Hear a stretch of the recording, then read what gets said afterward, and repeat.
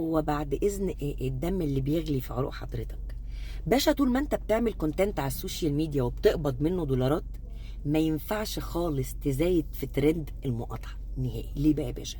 لان الشركات المالكه للسوشيال ميديا هي اكبر داعم للكيان، سواء بالمعلومات او بالفلوس، وعلى المفتشر كده بيقولها لك وش يعني. فانت بتقبض من مين يا باشا؟ من اكبر شركات داعمه للكيان وقتلت اخواتنا.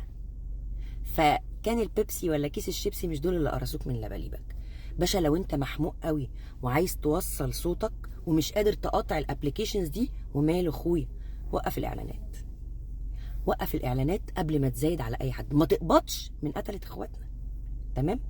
بلاش مزايده، عشان المزايده لا دين لها وكلها عارفه بعضيها.